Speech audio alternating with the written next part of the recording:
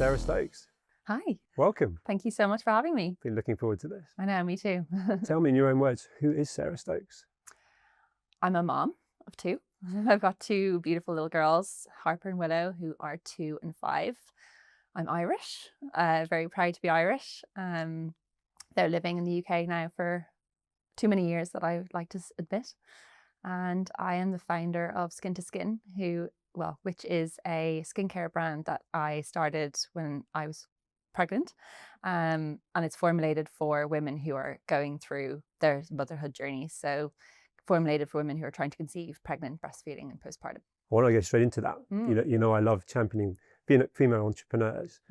And this is a real kind of lived experience journey you've been on where something wasn't available for you and you weren't able to find something, and you were having your own complications, if you like, with your skin going through pregnancy, to then creating something that has solved your problem and countless others. I want to talk you through that journey. So from the moment you were having your own problems, if you like, not finding a solution, to then going, I'm going to create something. Yeah, absolutely. So I was pregnant with my first daughter in 2020, which no one will ever forget, the year of the lockdown. And my skin went from completely bomb-proof to suddenly getting covered in hormonal acne, dry skin. But the worst part was this sensitivity that I experienced. So all of my usual skincare products were like burning my face, and it was getting progressively worse as I was going through my pregnancy, and no one was giving me answers. I went to a GP about it. I went to my midwife about it, and both of them were like, it's hormones, you're pregnant, kind of that's what it is. No one was really giving me any advice on skincare safety or any kind of solutions to the issues that I was facing. And I was getting like contact dermatitis. So basically it was like burn marks all around my face. And it wasn't until I was 6 months pregnant and I was going to my face just to buy my usual skincare products. She saw my pregnant belly and was like, everything you're using is not pregnancy safe. So I was using the highest level of retinol that you can use over the counter, which is a big no-no when you're pregnant because it can have negative effects, growth effects to your unborn child if used in high doses. I was using salicylic acid, which is an ingredient that's really common for people who have acne, which I was suffering from. But little did I know that that is basically like taking an aspirin, which again, you're not supposed to when you're pregnant. But all of these things I like didn't know. And it's crazy that you're like told you're not to drink, you're not to eat like raw fish or unpasteurized dairy products. And then suddenly, you know, I'm finding out 6 months pregnant that there's loads of things that you shouldn't be putting on your skin. And your skin is your largest organ and it absorbs everything. And the fact that, you know, retinol is such a big ingredient in skincare because it's fantastic. It gets rid of, you know, it helps with your acne, it helps with fine lines and wrinkles. It does loads of stuff. And women are using them all the time. They're in pretty much most skincare products now. Even products that aren't necessarily marketed as a retinol product, there are vitamin A in it. So like quite a lot of brands will put that in the INCI list without you kind of knowing. So obviously very upset to find this out, especially 6 months into pregnancy. You know, we're in the middle of lockdown with everything just being so scaremongered. And I went to my local high street looking for pregnancy safe skincare and was told to go to the maternity section. So went down to the maternity aisle where I found products that were for your body. So stretch mark creams, nipple balms, products that looked like they were for mom and baby. And there's nothing for your face, and also nothing that spoke to me as a young, modern woman. Everything was like, looked like they were for children. And I just didn't feel like I was seen or heard, especially for an industry where predominantly women are the customers. And it just felt like, you know, another kind of area in life that we were kind of sidelined. You know, you can see it in fashion. When you're pregnant, you're just given pregnancy leggings and like these long floral dresses. And it's not, you know, it's not something that speaks to me, and it's not something that speaks to a lot of women. And it kind of felt like that in skincare as well. And then I, you know, asked the sales assistants, you know, what can I use during pregnancy? And 99% of the time I was told to go speak to my GP, which I'd already done. Yeah. And that didn't work. And that didn't work, exactly. And it was just this lack of awareness. Like even, you know, you go into like retailers that have specialists in there, and like majority of the time, they wouldn't be giving me the answers like, don't use retinol, don't use salicylic acid. And actually, when we were doing all of our R&D for SKN to SKN, I would do secret shoppers. So I would go in, film the grounds, obviously for privacy reasons, but I would record what they would say. And I probably did it about 30 times, and 2 times they told me about retinol, not to use it. But all the other times it was like, go speak to your GP, only use natural products. Oh yeah, the retinol thing is a myth. So like there was a lot of misinformation, and it's really confusing, especially when you're pregnant and it's already so overwhelming. Your body's changing, your mind is changing, brain fog is a thing. And, you know, confidence thing there as well. I was just thinking, you said about a young, career woman at that point who wants to look her best.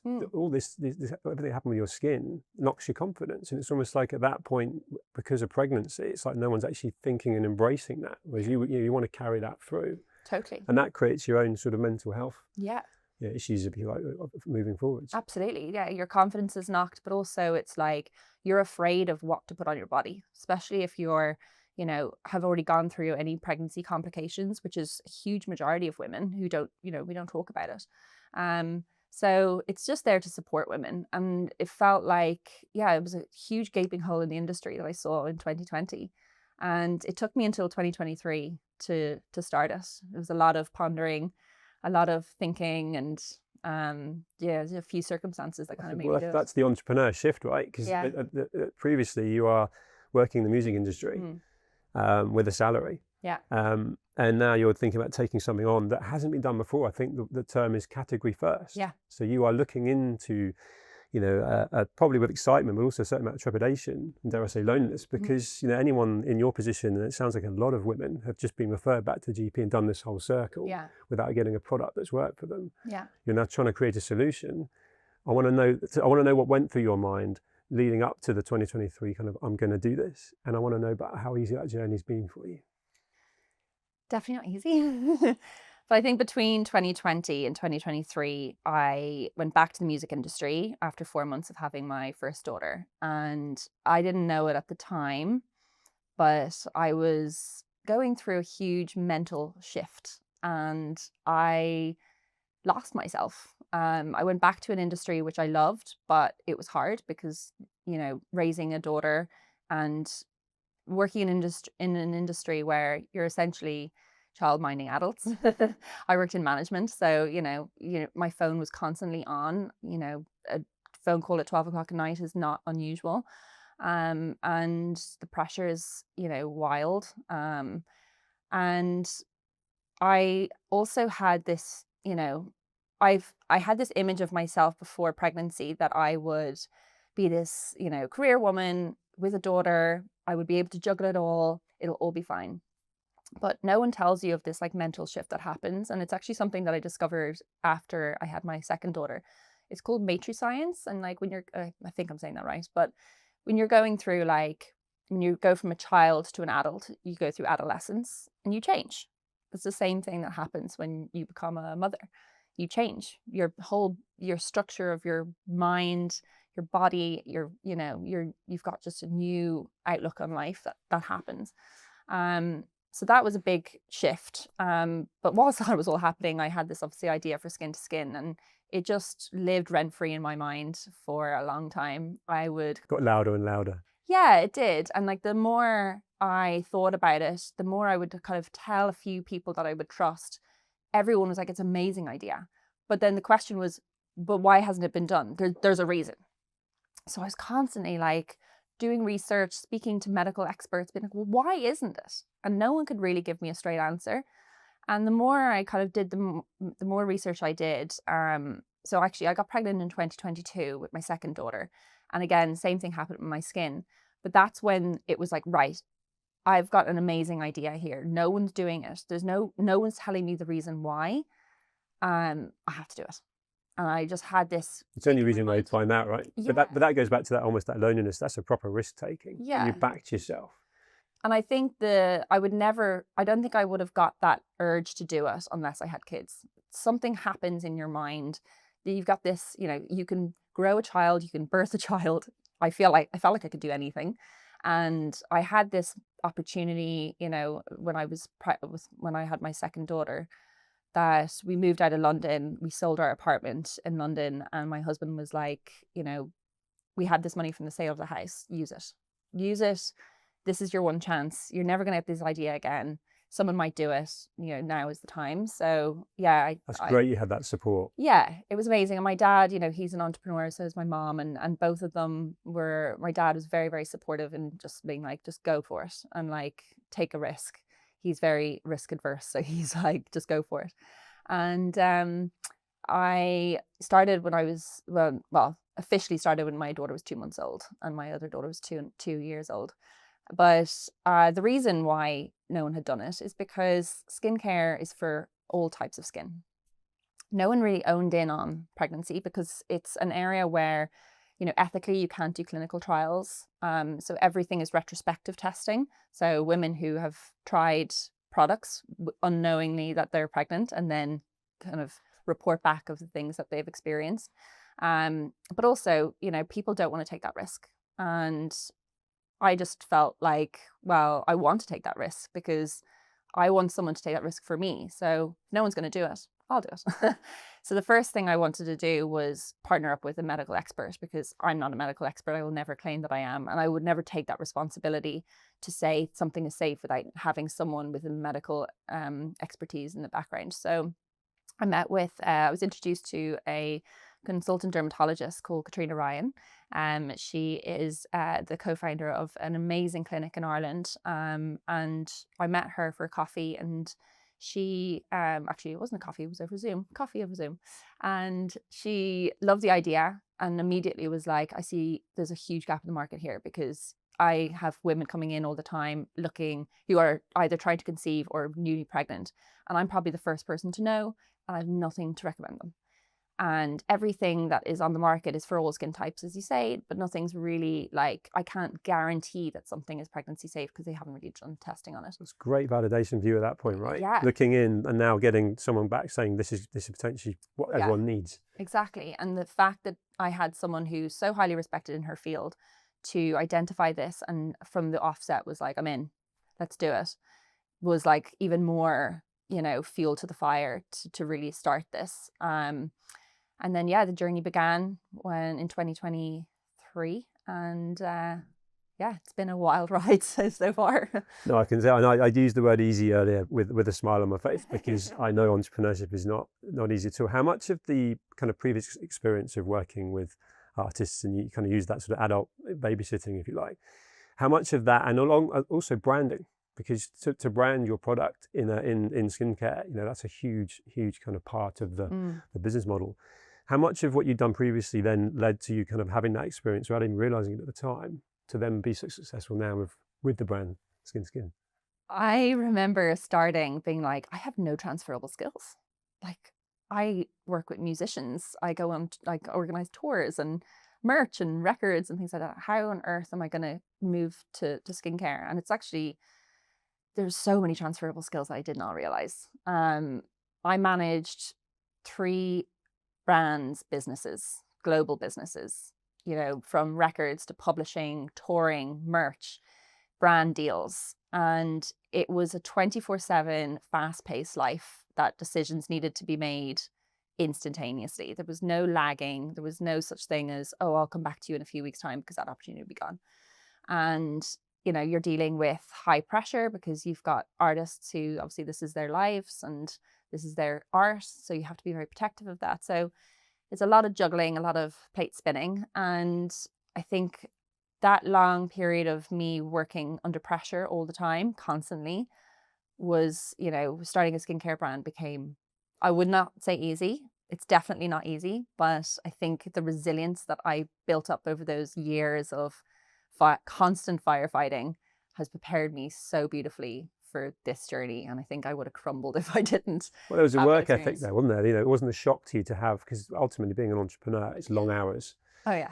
There's a sense of responsibility. There's lots of things that could go wrong, and I imagine with managing, you know, the merch and launches and brands, you had all that. You had deadlines. You had a lot of pressure in different ways. Yeah. So actually, that's exactly what you've got and still have now as an entrepreneur with your business. There's any number of things that can come up. Is there one thing that's been almost like the sort of the hardest that you've had to navigate as an entrepreneur sitting here now?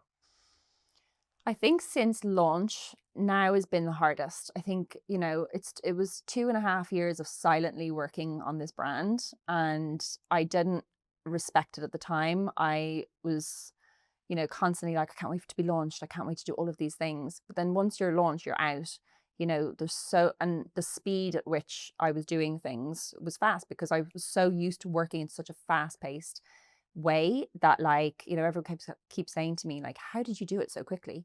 But to me, it wasn't quick. It was just how I work. And I don't sit on things. I make decisions quickly. And now that I'm launched, I'm finding sometimes I get stuck, and it takes me a minute to get out of that. And I think, like, you're listening to so many people. You've got your team, you've got your freelancers who work with you, you've got your customers, you've got the industry, you've got all of this noise that didn't exist when you were starting the business quietly. And then once you've launched, it's loud. And I'm constantly navigating that. And, like, how do I move past it? How do I get unstuck? Because the worst decision is making no decision. And even if the decision is wrong, at least I made a decision and I could learn from it and move on. So at the moment, that's my challenge. I'm really glad you said that, because I mean, ultimately, the sort of buck stops with you, and you want that. That's the bit you thrive on as an entrepreneur, and you're the business owner, and you're the visionary. You've assembled all these people around you, but there is, I don't want to use the word loneliness again, but there is that element of you either kind of want to hide from that, or you just got to own it. Yeah. And at certain points, there's probably a certain amount of overwhelm. Which I wanted to ask you, almost that sort of mental fitness side of things. You had that from previous, and you've got it now. I can feel it from you. But what do you do when you need to just spend some time on yourself? And do you have like that sort of morning routine? What do you do to protect your mental fitness? Constantly learning how to do that, so I don't have the right answer. I go to therapy once a week, so that's very much like a necessity in my life. It's like going to the gym for my brain. I have an amazing circle of female entrepreneurs that I bounce ideas off, whether they're in skincare, supplements, clothing brands, tech. So community is big for you. Huge. Yeah. Just to have that relatability. On Friday, I got really ill last week, but it was also the busiest week of like the year for some reason. Of course, when I'm sick. Yeah, timing. Yeah. So I had just the worst Friday ever, and at 6 o'clock I just called a female entrepreneur that I know and was like, I don't know how to deal with today. And she was like, take a step back and, like, what is the big issue? And actually, after 30 minutes of talking to her, the issue was so minute that it was like, why am I even stressing about that? That's therapy in itself, isn't it? But 100%. You made the phone call, you reached out, and someone was there for you. Yeah, that's 100%. Important. And my dad is a big rock as well. He's started businesses since he was in his 20s, and he is a risk taker, and he's also just a really calming person that, I had it yesterday being like, I feel lonely, and he's like, it's okay to be lonely. That's just part and parcel of it. And I think, like, someone acknowledging that and making you feel like you're not alone, or like that it's not normal, then it kind of makes it a bit easier. But other than that, it's like trying to work out, trying to have a bit of me time. But it's hard when you've got two very young kids. But it's valuable to share that, because at any one time, anyone could pull up an article, listen to a podcast where you are, talking about the success of the brand and, that entrepreneur doing really well. And I think that humanizing element where actually, I do pick up the phone to people. I do have a day where I just feel overwhelmed. Yeah. And then knowing what to do. Physical fitness. So you look like you keep fit, and you already said you dropped your daughter off at school before you coming to here. So you've got a busy schedule, but what do you do to make, and what sort of works for you, if you like? I try and do Pilates as much as possible. That is like my sacred me time. There's definitely time. It comes in waves. Sometimes I have time for it and the mental space for it. Sometimes I don't. At the moment, I don't. So lots of going for walks, things that are just trying to get me out of my head. But yeah, I think my kids are probably my gym at the moment, running around after them. But yeah, physical exercise I think is so important, just to, like, again, when you're mentally stuck, sometimes you can then feel physically stuck. So if you're sitting at your desk all day and you're on phone calls or Zooms or whatever, just getting up, shaking, just going out for a walk, even if it's like half an hour. Like sometimes I do calls and walk at the same time just to kill two birds with one stone. But yeah, I think the weeks that I don't do physical exercise, I really feel it, not only physically, but mentally as well. I can relate to that. So the physical exercise is so stimulating and helpful to 100%. the mental side of things. I said to you off camera, I'm a dad of 2 daughters, 2 teenage girls. And so to champion female entrepreneurship is an absolute pleasure. Do you have any kind of feelings towards the fact that you are a role model? And the reason why I say that is that the number of people I've spoken to, both male and female, in entrepreneurship, and these stats that are genuinely looking at, they're improving now, but 2% of VC funding or less goes to female entrepreneurs. And a lot of women are not starting businesses because they don't have the confidence to back themselves because they haven't been around role models. So to flip that back to you, I see you as a role model. It's one of the reasons why I really wanted to speak to you today. Do you embrace that? Do you feel that? No, but that's my Irishness. We're very, It's very your humbleness as well. Very, yeah, we're probably too humble, the Irish. I think that's an amazing compliment because I see other women doing it, and especially Ireland at the moment. There's so many amazing entrepreneurs coming out of Ireland at the moment, especially females, in so many different areas in business. I definitely feel a bit of imposter syndrome sometimes, of course. I think everyone does. But yeah, it's seeing other women, especially I think women who feel pushed out by society sometimes, especially when they become mothers, which is a very, very common thing. Discrimination is rife in society when you have kids. And the amount of mothers that I have met on my journey who have started businesses because they had this idea when they were on mat leave is incredible. And again, like going back to my, that power that I felt to start the brand, that came from having kids. I don't think I could have done this prior to having my kids. I just didn't think I would have the confidence to do it. But you just get like this incredible confidence after having kids. And I think a lot of women feel like that. And I'm in quite a lot of communities who are all mom entrepreneurs, and they all, share the same kind of oomph that they get after having kids, and that kind of drive to just do better in life and for themselves, for their families. And yeah, I think society, it's hard to be a career woman these days and have a family. There's that pressure of this 9-to-5 job that was created for men and for women to stay at home. And how on earth are women supposed to thrive when we are the primary parents? We're the ones that do pick up, drop off. A kid is sick, you call the mom.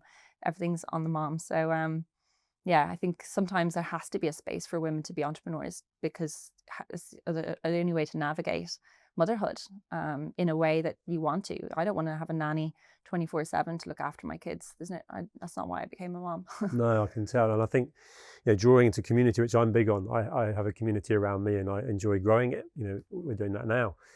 And I dip into that. I reach out when I want to know something or meet someone or help. And I'm more than happy to help when someone reaches out to me and asks. Have you had an outpouring of people since bringing your product to market, from people saying that this has helped me? I'm so glad this was here. And what did people do before you brought this out? This kind of thing, because that must be also really nice and validating. And on that, the fact that you entwined, I guess, what you call your sort of personal brand, your personal story into what became the product, I think is really powerful. Yeah, for me, success is seeing and hearing people who have resonated with the brand, love the brand, and have said, this has really helped me. That to me is a success. It's like, it brings me so much joy. And especially, going back to last Friday when I had a bit of a wobble, I got an email on Saturday morning from someone who is pregnant with their second child and was like, my skin has been awful since having my kids. And I've been using your products for a couple of weeks now and it's already helped. Thank you so much. And I was like, it makes everything just worth it.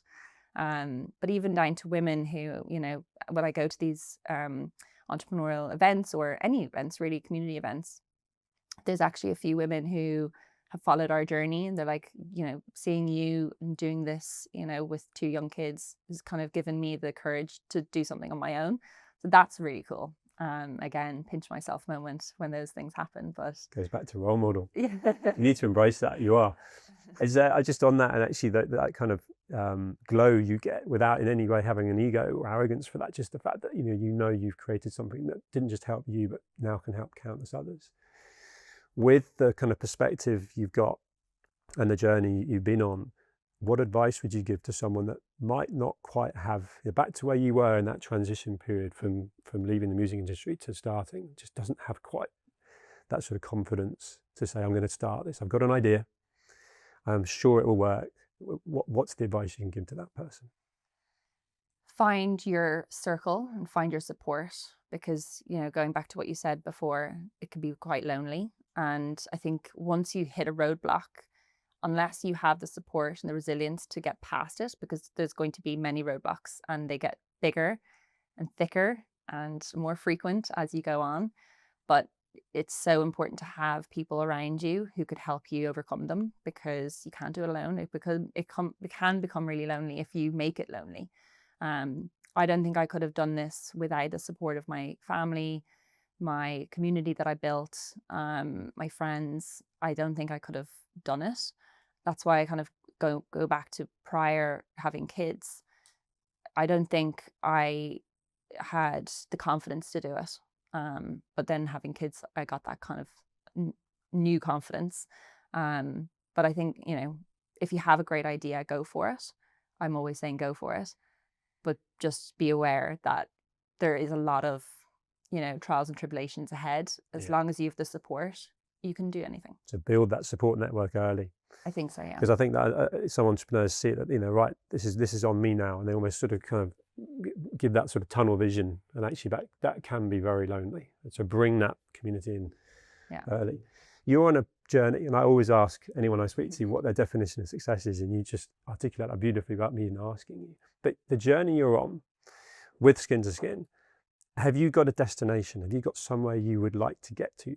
Whether that's numbers, whether that's being in a certain outlet, achieving something. Is there something you want to make happen? Go global. That's it. So properly ambitious. Yeah. I definitely, I would love to see our products in the hands of people all around the world, because, everyone keeps saying that what I'm doing is niche, which it kind of is, but also it's not, because, a huge majority of women have kids in their lifetime.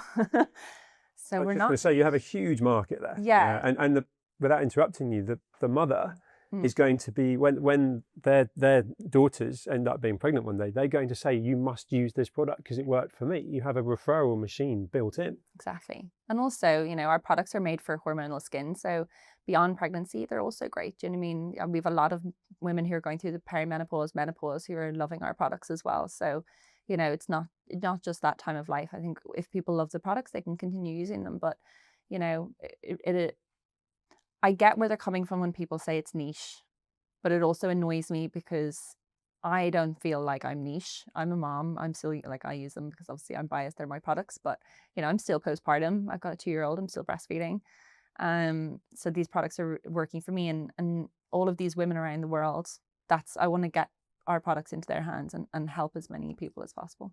Well, I wish you every success. I feel like I've met you at a really interesting time, because that whole go global, it's in your eyes. You want to make it happen, you're going to make it happen. So I hope you do. And thank you for making time in a busy schedule to talk to me. Have you enjoyed it? I loved it. It was so good. You're fascinating to talk to. Oh, thank you, Sarah. Thank you.